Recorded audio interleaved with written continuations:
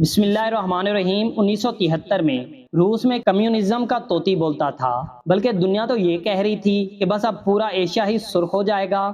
ان دنوں ایک پاکستانی جوان ماسکو ٹریننگ کے لیے گیا۔ وہ کہتا ہے کہ جمعے کے دن میں نے دوستوں سے کہا کہ چلو جمعہ ادا کرنے کی تیاری کرتے ہیں، تو انہوں نے کہا کہ یہاں مسجدوں کو گودام بنا دیا گیا ہے، ایک دو مساجد کو سیاحوں کی قیامگاہ بنا دیا گیا ہے۔ صرف دو ہی مساجد اس شہر میں بچی ہیں جو کبھی بند اور کبھی کھلی ہوتی ہیں۔ میں نے کہا آپ مجھے مسجد کا پتہ بتا دیں، میں جمعہ ادا کرنے وہیں چلا جاتا ہوں۔ پتہ لے کر میں مسجد تک پہنچا تو مسجد بند تھی۔ مسجد کے پڑوس میں ہی ایک بندے کے پاس مسجد کی چابی تھی۔ میں نے اس آدمی کو کہا کہ دروازہ کھول دو، مجھے نماز پڑھنی ہے۔ اس نے کہا دروازہ تو میں کھول دوں گا، لیکن اگر آپ کو کوئی نقصان پہنچا تو میں ذمہ دار نہیں ہوں گا۔ میں نے کہا دیکھیے جناب، میں پاکستان میں بھی مسلمان تھا اور روس کے ماسکو میں بھی مسلمان ہی ہوں، میں نماز ادا کروں گا چاہے کچھ بھی ہو جائے۔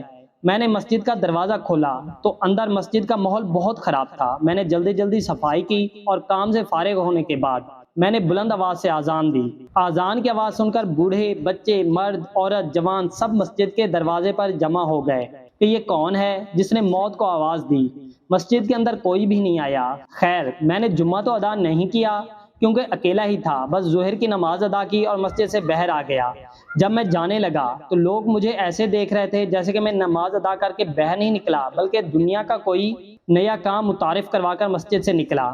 ایک بچہ میرے پاس آیا اور کہا کہ آپ ہمارے گھر چائے پینے آئیں۔ اس کے لہجے میں خلوص ایسا تھا کہ میں انکار نہ کر سکا۔ میں ان کے ساتھ گیا تو گھر میں طرح طرح کے پکوان بن چکے تھے اور میرے آنے پہ سب بہت خوش دکھائی دے رہے تھے۔ میں نے کھانا کھایا، چائے پی تو ایک بچہ ساتھ بیٹھا ہوا تھا۔ میں نے اس سے پوچھا آپ کو قرآن پاک پڑھنا آتا ہے؟ بچے نے کہا جی بالکل، قرآن پاک تو ہم سب کو آتا ہے۔ میں نے جیب سے قرآن کا چھوٹا نسخہ نکالا اور کہا یہ پڑھ کر سنا دیجئے۔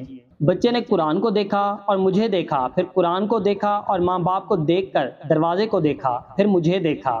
میں نے سوچا اس کو قرآن پڑھنا نہیں آتا، لیکن اس نے کہا کہ اس کو قرآن پڑھنا آتا ہے۔ میں نے کہا بیٹا یہ دیکھو، قرآن کی ایک آیت پہ انگلی رکھی تو وہ فر فر بولنے لگا۔ بنا قرآن کو دیکھے ہی مجھے حیرت کا ایک شدید جھٹکا لگا کہ یہ تو قرآن کو دیکھے بنا ہی پڑھنے لگا۔ میں نے اس کے والدین سے کہا حضرات یہ کیا معاملہ ہے؟ انہوں نے مسکرا کر کہا دراصل ہمارے پاس قرآن پاک موجود نہیں، کسی کے گھر سے قرآن پاک کی آیت کا ایک ٹکڑا بھی مل جائے تو اس تمام خاندان کو پھانسی کی سزا دے دی جاتی ہے، اس وجہ سے ہم لوگ قرآن پاک نہیں رکھتے۔ تو پھر اس بچے کو قرآن کس نے سکھایا؟ میں نے مزید حیران ہو کر کہا ہمارے پاس قرآن کے کئی حافظ ہیں، کوئی درزی ہے، کوئی دکاندار، کوئی سبزی فروش، کوئی کسان۔ ہم ان کے پاس اپنے بچے محنت مزدوری کے بہانے بھیج دیتے ہیں، وہ ان کو الحمدللہ سے لے کر بالناس تک زبانی قرآن پاک پڑھاتے ہیں۔ ایک وقت ایسا آ جاتا ہے کہ وہ حافظ قرآن بن جاتے ہیں۔ کسی کے پاس قرآن کا نسخہ نہیں ہے، اس لیے ہماری نئی نسل کو ناظرہ نہیں آتا، بلکہ اس وقت ہماری گلیوں میں آپ کو جتنے بھی بچے دکھائی دے رہے ہیں یہ سب کے سب حافظ قرآن ہیں۔ یہی وجہ ہے جب آپ نے اس بچے کے سامنے قرآن رکھا تو اس کو پڑھنا نہیں آیا، لیکن جب آپ نے آیت سنائی تو وہ فر فر بولنے لگا۔ اگر آپ نہ روکتے تو یہ سارا قرآن ہی پڑھ کر سنا دیتا۔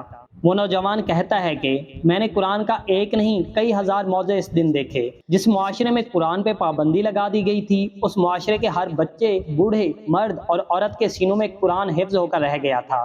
میں جب باہر نکلا تو کئی سو بچے دیکھے، ان سے قرآن سننے کی فرمائش کی تو سب نے قرآن سنا دیا۔ میں نے کہا اے کافر لوگو، تم نے قرآن رکھنے پہ پابندی لگا دی، لیکن جو سینے میں قرآن مجید محفوظ ہے اس پہ پابندی نہ لگا سکو گے۔